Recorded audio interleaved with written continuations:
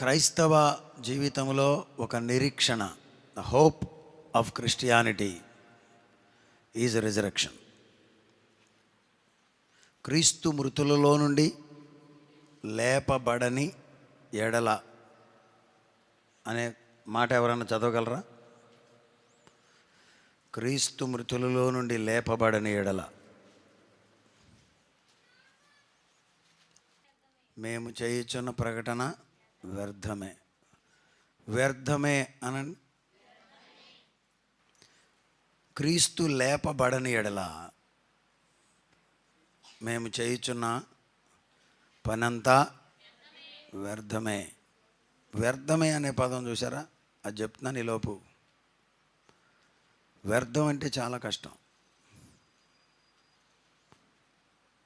ఇన్ని లక్షల రూపాయలు పెట్టి మీటింగ్ పెట్టి ఒక మాటతో వ్యర్థమే అని కొట్టేశారనుక ఏమన్నా ఉందా?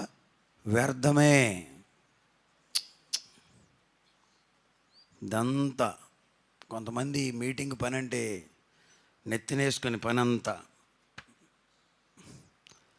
చేస్తున్నారు. అంతా వ్యర్థమైపోద్దిగా. సువార్త ఇచ్చే కానుకలు, కొంతమంది వ్యక్తిగతంగా మరి భక్తి చేస్తున్నారు. దాన్ని ఏమంటారు? వైరాగ్యపు భక్తి. అందరూ శుభ్రంగా తునకలు నవ్వులేస్తుంటే మటను, అయ్యా ఈరోజు నేను ఉపవాసంగా తింటలేదుగా అనడం అంత తేలిక ఏమా? కొంతమందికి చిన్న చేపల కూర అంటే ప్రాణం పోయేంత ఇష్టం. అది కరెక్ట్గా చెప్పండి. ఉపవాసం రోజే వచ్చి నేను ఒక కొరమెళ్ళు అందరూ ముక్కలు పడుతుంటే వదిలేయటం తేలిక? ఎవరి కోసం? ప్రభువు ఉన్నాడు. నా విశ్వాసాన్ని, నా ఉపవాసాన్ని గౌరవిస్తాడు. ఈ వుడ్ రెస్పెక్ట్ ఇట్ అని మనం చేసే ఈ పని అంతా ఉందే, జాగ్రత్తగా మూట కట్టి డబ్బులు తెచ్చే డబ్బు ఇదంతా కోట్లుండి కాదు వాళ్ళ దగ్గర.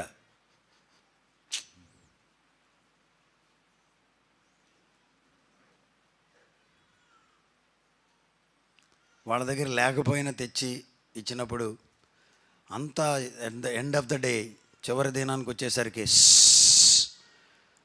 అదంతా వ్యర్థం అన్నారనుక ఇంకేమన్నా ఉందా? అంత మాట మాట్లాడాడు. యేసు ప్రభువు కనుక మరణించి లేపబడకపోతే మనం చేసేదంతా వ్యర్థం అయిపోద్దంట. వింటున్నారా? పౌలు దానికి పోల్చాడు. కాబట్టి మీరు తెలుసుకోవాల్సిన సంగతి ఏంటంటే యేసు మృతి పొంది తిరిగి లేచాడు. ఆమేన్, హల్లెలూయా. కొన్ని మంచి అలవాట్లు నేర్చుకుంటారా? ఏదన్నా కొంచెం శ్రేష్టమైన పదం తగిలినప్పుడు మీకు మీరుగా స్తోత్రం చెప్పడం, ఆమేన్ అనడం నేర్చుకోండి. ప్రభువు తిరిగి లేచాడు. అందుకే మనం ఈరోజు ఇక్కడ సెలబ్రేట్ చేస్తున్నాం. యేసుక్రీస్తు వారి యొక్క ఏమంటారు దీన్ని? పునరుత్థానపు దినం. Resurrection day is celebrated around the world. ప్రపంచం అంతా కూడా ఇది పండుగగా చేయబడుతుంది. కారణం ఏంటంటే ఇది సంఘానికి ఒక గొప్ప నిరీక్షణను ఇస్తుంది. ఆయన లేచాడు, నేను కూడా లేస్తా. అర్థమైందా? ఎవరు లేచారు? 28వ అధ్యాయం ఎన్నిసార్లు చదివామో మళ్ళీ కూడా చదవబోతున్నాం. మీకు సంగతి చెప్పనా? వచ్చే సంవత్సరం కూడా మళ్ళీ ఇదే బైబిల్. 10 ఏళ్ళకు కూడా ఇదే Bible. Sunaina Bible school master మారదు. ఇప్పుడు ప్రపంచవ్యాప్తంగా 1 కోటి మంది ఉన్నారనుకోండి పాస్టర్లు. ప్రపంచవ్యాప్తంగా 700 కోట్ల మంది ఉన్నారంటే 1 కోటి మంది ఉంటారనుకున్నా. ఇండియాలోనే సేవకులు ఒక 10 లక్షల మంది ఉన్నారని నా ఉద్దేశం. ఇక ప్రపంచం అంతా మిగిలిన 90 లక్షలు ఉండరా? ఏమండి చెప్పండి. చూస్తున్నారు చెప్పండి అమ్మా. ఓ పెద్ద ఆయన అన్నాడు, పాస్టర్లు అందరికి 5 ఏళ్ళు ఇస్తానన్నాడు.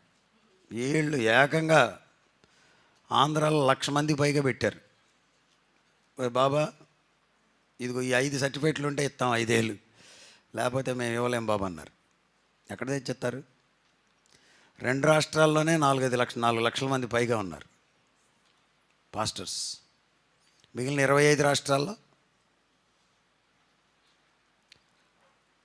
ఈ 1,000,000 మంది బోధకులు బోధించిన, చెప్పండి, ఇదే బైబిల్ ఏమండి? రోజుకు ఒక ప్రసంగం చేస్తే ఎన్ని ప్రసంగాలు రావాలి 1,000,000 మందికి? వారానికి ఒకటి చేసినా 1,000,000 ప్రసంగాలు రావాలి. నెలకి 4 కోట్లు. నేను తెల్లారు లేచానా, సన్ రైజ్ మీటింగ్ అని పెట్టారు. ఇప్పుడు సూర్యుడు ఉదయించుచుండగా సభ అంట. తెల్లవారక మునిపే మరి అయ్యు వేరొక మరి వెళ్ళారుగా, అందుకే స్పర్జనయ్య గారు పెడుతున్నారని. ఇప్పుడు ఇంకొక అన్న వచ్చాడు చాట్ల వనపురంలో, బెన్హర్ అన్న అని. ఆయన పెద్ద నిలువెత్తు కటౌట్ పెట్టి, ఆయన ప్రింటరు, ఆయన ఏమంటారు, డిజైనర్, ఆయన పెట్టారు. అక్కడ వాక్యం చెప్పి, అక్కడ వాక్యం చెప్పి, మళ్ళీ మోపుదేవి వెళ్ళి అక్కడ వాక్యం చెప్పి, ఆ ఇంటి ప్రక్కనే మళ్ళీ గృహకూటం పెట్టారు, జ్ఞాపకార్థ కూడికంట. అన్నయ్య అన్నయ్య అన్నయ్య అన్నయ్య ఒక్కసారి వచ్చి వెళ్ళమంటే మళ్ళీ అక్కడికి వెళ్ళి అక్కడ వాక్యం చెప్పి, ఇప్పుడు ఎన్ని అయినాయి? 4 అయినాయి. ఇప్పటికి ఇది 5. మళ్ళా సాయంత్రం ఉందా లేదా? ఎక్కడా? అది కనుక మర్చిపోయారంటే మీరు, మిమ్మల్ని అయ్యగారు పేపర్లో వేసి కొడతాడు. బట్ల పనమరయ్య గారు 365 రోజుల్లో 360 రోజులు ఇక్కడే ఉంటారు. మీరందరూ రావాలి రుణం తీరాలంటే. సాయంత్రం స్తోత్రం చెప్పండి. హల్లెలూయా. 5 ప్రసంగాలు ఒక్క రోజుకే. మరి ఇన్ని ప్రసంగాలు ఎక్కడి నుంచి? ఇదే బైబిల్ గ్రంథం, నో చేంజ్. స్తోత్రం. 28వ అధ్యాయం మత్తయి సువార్త, మాథ్యూ చాప్టర్ 28. ఆగు, నువ్వే చదువుదు కానీ. మత్తయి సువార్త 28:5 చదువమ్మా. దూత ఆ స్త్రీలను చూచి మీరు భయపడుకుడి,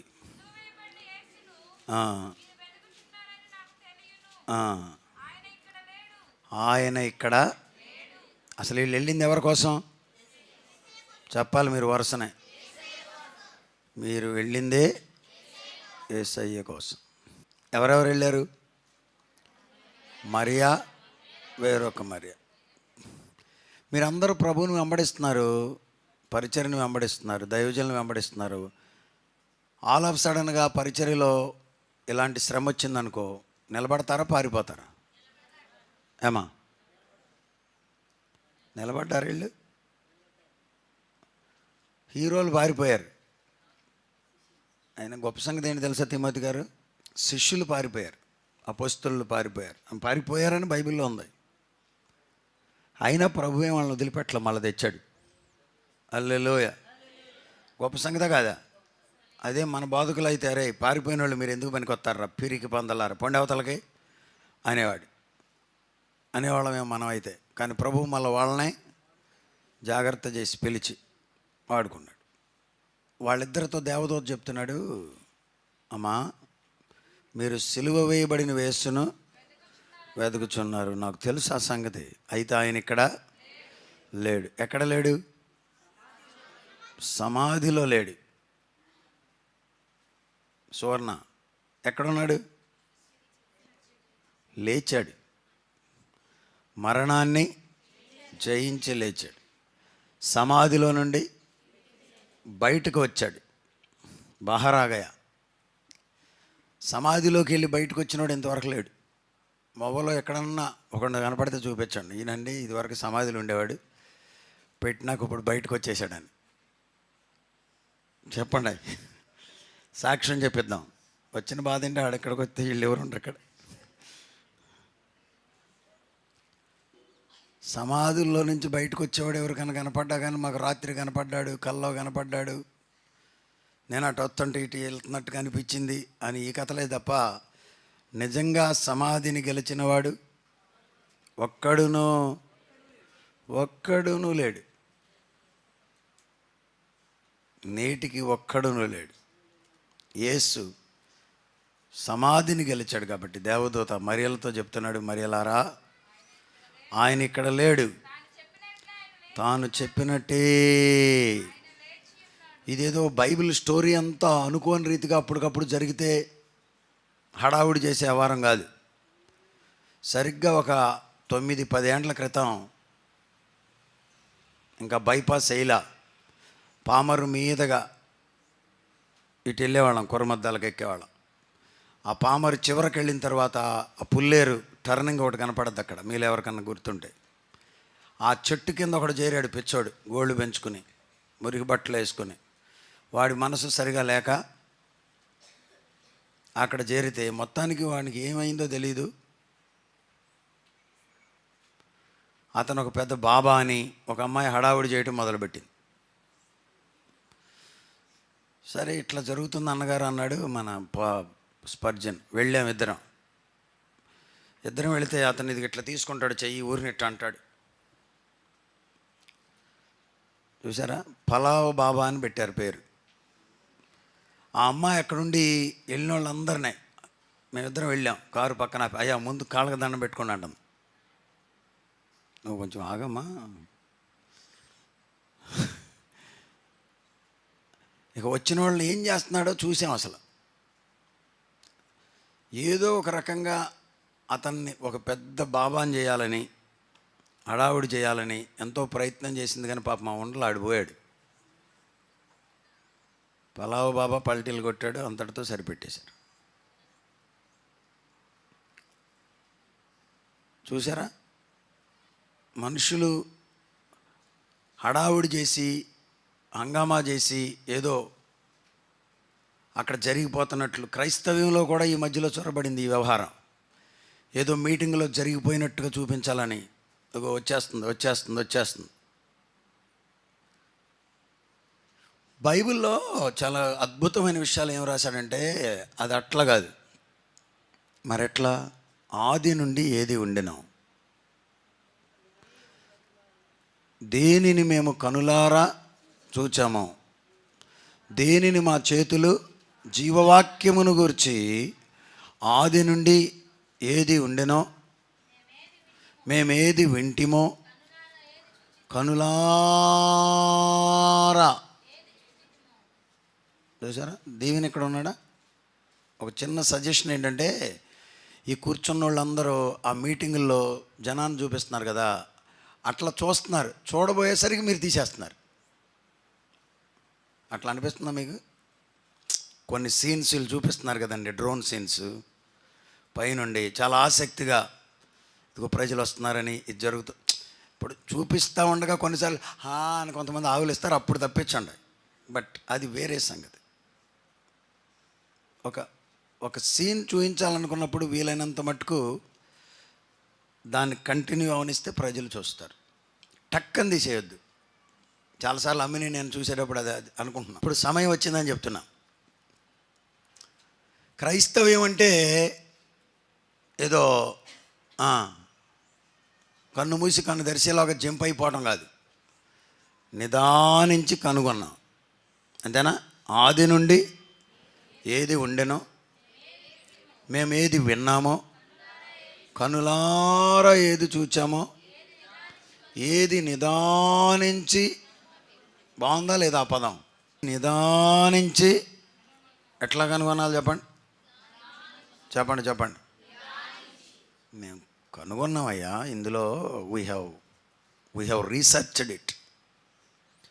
నిదానించి కనుగొన్నాము. మా చేతులు దేనిని తాకి చూచినయో. దేవదూత అంటున్నాడు, దేవదూత మరియల దగ్గరికి వచ్చి, ఇదిగో ఎడరండి, ఆయన ఇక్కడ లేడు, ఆయన లేచి ఉన్నాడు, చెప్పినట్లే. ఆ పదం కొరకని అటు వచ్చాను నేను. ఎట్లా చెప్పండి? పరిశుద్ధ బైబిల్ గ్రంథం అంట it was four told, Messiah భూలోకానికి వస్తాడని ఆదికాండం 3లోనే దేవుడు ప్రవచనం రాయించాడు. ఫ్రమ్ ద బిగినింగ్ వందల ప్రవచనాలు యేసయ్య పుడతాడని రాశారు. ప్రవక్తలు అనేక మంది యేసయ్య పుట్టుకను గురించి ప్రవచించారు. దేవునికి స్తోత్రం, హల్లెలూయా. ఇదేదో ఆల్ ఆఫ్ సడన్గా పలావ్ బాబా గురించి అందుకు చెప్పా. వచ్చినంత మాత్రాన అడావుడి చేస్తున్నాడని ఓకు జనం గుట్టలు పడి వెళ్ళిపోలా. No, it was foretold, ముందుగానే ప్రవచించబడింది దేవుని ప్రణాళిక.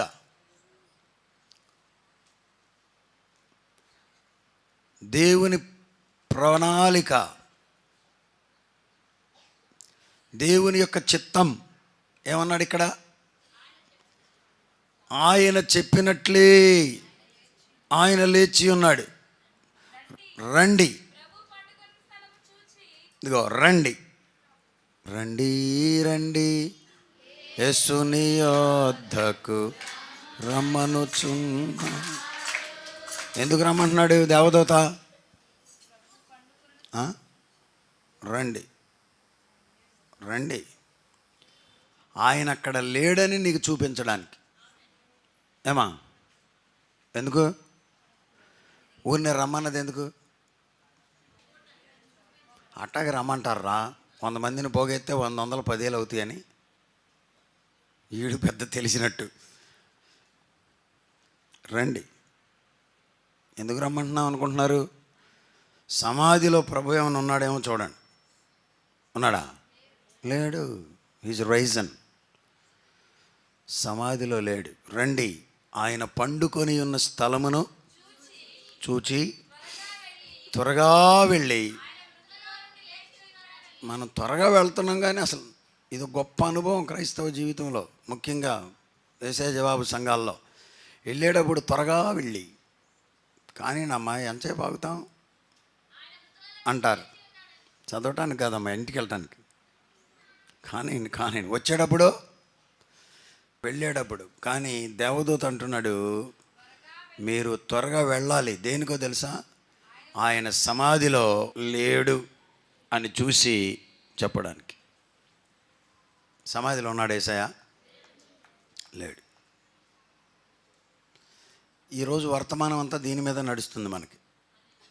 సమాధిలోనికి వెళ్ళి చూడడం అంటే అదొక ఆనవాలు, అదొక గుర్తు, అదొక అనుభవం. ఏమండి పవని? చూసి చెప్పాలరా, ఊరికే చెప్పడం కాదు. అప్పుడు మీరేం చెప్పాలి? అట్లా కాదన్నయ్య, వాళ్ళు ఎక్కించారని కాదు, విను. అసలు చూడండి, విను. ఏం జరిగిందో నేను చెప్తా, విను. నా దర్శనాలు విను, నా అనుభవాలు విను, నాకు దేవుడు ఏమేమి చేశాడో నా జీవితంలో విను. నేను చూశానయ్యా, నాకు కలిగిందయ్యా, మా చేతులు తాకినాయ్యా, మా కనులారా చూచినాయ్యా అని చెప్పాలి. ఆనవాళ్ళు ఉండాలి మన దగ్గర. బైబిల్లో ఆనవాళ్ళ గురించి అక్కడక్కడ రాశాడు. మనం ఏం చదివాం? దావీదును తండ్రి ఎవరి దగ్గరికి పంపించాడు? అన్నల దగ్గరికి, మిలిటరీలో ఉన్న అన్నల దగ్గరికి. ఏమిచ్చి పంపించాడు? వేయించిన గోధులు. ఎన్ని వేయించిన గోధులు? మరకమా? తూమెడు గింజలు వేయించిన గోధుమలు. చూసారా? వేయించిన గోధుమలు. ఇంకేంటి? 10 రొట్టెలు. ఏమండి? ఇంకేంటి? 10 జున్నుగడ్డలు. ముసలోడంట. బైబిల్లో ఏం రాయబడిందో తెలుసా? ఆ మాట చదువమ్మా. వచనం చెప్పి 17వ అధ్యాయం 1 సమూయేలు గ్రంథం 12 చివరిలో ఉందంట. చదువుతుందేనండి. అతడు సౌలు కాలమందు జనులలో ముసలివాడై, అబ్బో, ద సీనియర్ మోస్ట్ ముసలి అంట. చూసారా? ఎవరన్నా ఉన్నారా ఇక్కడ ఉన్నవాళ్ళు? వృద్ధులు ఎవరెవరో చేతులు చూపించొద్దులే, ఊరుకోండి. ఊరినే చెప్తున్నా. నాదేమో ఉంది అయ్యా ముసలదానిగా అనమాకండి. మీకన్నా వృద్ధుడు ఎవరాయన? యెషై, దావీదు తండ్రి. కానీ ఏం చేస్తున్నాడు తెలుసా? రే కొడుకా, నువ్వు ఎడరా, నువ్వు గొర్రెల దగ్గర ఉన్నావు కదా, ఎడరా. అన్నయ్య వాళ్ళు మిలిటరీలో ఉన్నారు, వాళ్ళ దగ్గరికి గోధుమలు పట్టుకెళ్ళి, వాళ్ళ దగ్గరికి రొట్టెలు పట్టుకెళ్ళి, వాళ్ళ దగ్గరికి జున్నుగడ్డలు పట్టుకెళ్ళు. అయితే ఒకటే, వాళ్ళని చూసి బాగోగులు తెలుసుకుని వచ్చేటప్పుడు వారి యొద్ద నుండి ఒక ఆనవాలు ఏమన్నా పట్టుకురా. పరిశుద్ధరాజు గారి దగ్గరికి వచ్చాను, వెళ్ళేటప్పుడు ఇదిగో ఈ లెటర్ రాసిస్తున్నాను చూడండి. ఇంటికి అక్కడ చూపించారనుకో, ఓహో అక్కడ దాకా వెళ్ళి లెటర్ కూడా తెచ్చారా. మన వాళ్ళు ఇజ్రాయెల్ వెళ్ళినప్పుడు అక్కడ నుంచి కొంత మట్టి తేను, కొన్ని యోర్దాను నీళ్లు తేను, చిన్న చిన్నవి. అక్కడి నుంచి కొమ్ములు తేను, కొమ్ము ఊదుడని ఉందిగా బైబిల్లో. అక్కడి నుండి ఇంకా కొన్ని చెప్పండి, అన్నమాట చూస్తున్నారండి. ఏయో ఒకటి. ఆగ్రా వెళితే ఏం చేస్తారు, చిన్న తాజ్మహల్ తెస్తారు. కేరళ వెళితే మేమేం చేసాం, వచ్చారా కేరళ వాళ్ళు, బయటకు వచ్చారా, లోపలే ఉన్నారా? నాకు అదే నచ్చని వ్యవహారం. హైదరాబాద్ నుంచి పెళ్ళికి వస్తారు, పడతాలు ఎగుతా, అమ్మో పెళ్ళి పెళ్ళి అని. పెళ్ళి అయ్యేదాకా ఇంట్లో పొదుగుతారు. నువ్వు వచ్చి సుఖమే ఉంది. వచ్చిందే పెళ్ళికి కదా, ఇంట్లో పొదిగితే సుఖమే ఉంది. సేవకులు కూడా గుర్తుంచుకోండి. మనం పడతాలు ఎగుతా ఇక్కడి నుంచి బొద్దాలపాలెం వెళ్ళాం. వాళ్ళు అంటారు, అయ్యా గారెలు తినండి, బూరెలు తినండి, పూర్ణాలు తినండి అంటారు. పూర్ణాలు 9:30 దాకా తిండి, ఇంకా సుఖమే ఉంది. కేరళ నుంచి బొద్దాలపాలెం మీటింగ్ అని పడతాలు ఎగుతా, ఏమండి 20,000 రూపాయలు టికెట్ పెట్టుకొని వచ్చిందుకు పూర్ణాలు తింటాగా. పూర్ణాలు అక్కడే వేసుకోవచ్చు. ఇది కాదమ్మా, గారెలు తింటే 1 తింటాం 2 తింటాం టక అన్నాడు. 8 ఎక్కడ ఉండాలి, సభలో ఉండాలి. అది ఉండాలి మీకు. స్తోత్రం, హల్లెలూయా. ఎక్కడున్నాం మనం? యెషయి దగ్గర వృద్ధుడు కొడుకును పంపించాడు. నువ్వు వచ్చేటప్పుడు ఏం పట్టు రావాలి, ఏదో ఒక ఆనవాళ్ళు పట్టుకెళ్తారా? కేరళ ఇళ్ళలో ఆనవాళ్ళు తెచ్చారు, టీ చాయ్ పత్తి. మా పిల్లలు ఇప్పుడు చూడండి, వీళ్ళు ఇప్పుడు ఏనుగులు ఎక్కారు, అక్కడ గుర్రాలు ఎక్కారు, ఒంటిని ఎక్కారు. నన్ను కూడా ఎక్కించారు ఒంటి వరకు, ఏనుగు నేను ఎక్కలేదయ్యా. ఈ పిల్లలందరూ ఎక్కారు. సరే, ఏదో ఆనందం కొరకు వాళ్ళు పిల్లలు ప్రకృతిలో ఆనందించారు. పిక్చర్స్. నేను ఏనుగెక్కంటే నమ్ముతారు వీళ్ళు. చెప్పావులేవమ్మా అలా ఏనుగెక్కావా, ఏనుగు బొమ్మ ఎక్కుంటావు అంటారు. కాదమ్మా, ఈ వీడియో చూడు, నేను నడుస్తుంది. అది ఆనవాళ్ళు టీ తోటల్లోకి వెళ్ళారు. ఇప్పుడు వీళ్ళు తలకు కొమ్మ తెచ్చుకున్నారు. ఈ ఏమి ఆకులు అనుకుంటున్నారు, ఈ టీ ఆకులు అని చెప్పడానికి. ఏముండాలి, తే ఆకులు. ఏముండాలి మన దగ్గర చెప్పండి? ఆనవాళ్ళు ఉండాలిరా. ప్రభువుని గురించిన ఆనవాళ్ళు ఏమైనా ఉన్నాయా లేవా? ఆనవాళ్ళు.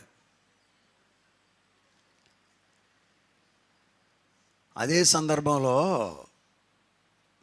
అక్కడికి వెళ్ళిన తర్వాత, పాపం అంతకుముందు తెలియదు దావీదుకి, అక్కడికి వెళ్ళిన తర్వాత అంతా గలాట జరుగుతుంది, గొడవ జరుగుతుంది, హడావిడిగా ఉంది. ఆ కొండ మీద పంక్తులు తీరారు, ఈ కొండ మీద పంక్తులు తీరారు, పర్వతాల మీద, మధ్యలో పెద్ద లోయ. అయ్యా గ్యాస్ లేదా, అందుకనేనా పొగంత ఇటే వస్తుంది.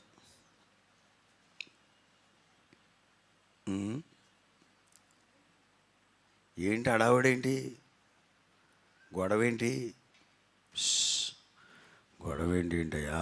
6 మూరల జానుడు ఉన్నాడు, వాడు మీద పడిపోతున్నాడు వచ్చి. రాజుగారే గజగజ వణికిపోతుంటే గొడవ ఏంటంటావు ఏంటి నువ్వు?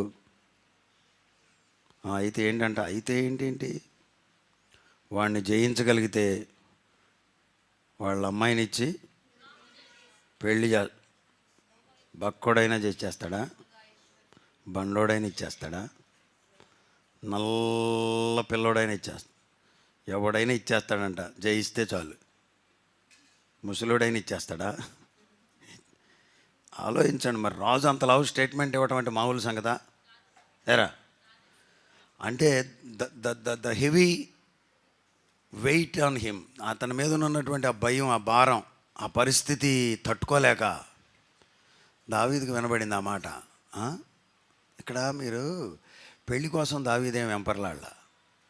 పెళ్ళి మాట్లాడిన ప్రతిసారి జీవము కలిగిన దేవుని సైన్యమును తిరస్కరించుటకు ఈ సున్నతి లేని ఫిలిస్తీయుడు ఎంతటి వాడు అన్నాడు. స్తోత్రం, హల్లెలూయా. చూసారా అన్నాడు. అంటే ఈ లోపల అన్న చూసి తిట్టాడు, రేయ్ నువ్వేంటారు ఎక్కడ, నీకు ఎక్స్ట్రాలు ఎక్కువ, గర్వం, నీ హృదయం సప్పగా చెడిపోయినట్టుంది, నువ్వెందుకు ఇక్కడికి వచ్చావు అని తిట్టాడు. తిడితే మళ్ళా అటుపోయి, నేనేమన్నానన్నయ్య, ఒక మాటేగా అడిగింది నేను అని సన్నగా వెళ్ళి అవతల నేను అనుకోవడం, అవునా అవునా అయితే 6 మూరల జానుడు ఉంటే మీరు కంగారు పడిపోయారా, వాడిని మనం ఎదుర్కోలేమా అంటా ఉండి ఉంటాడు.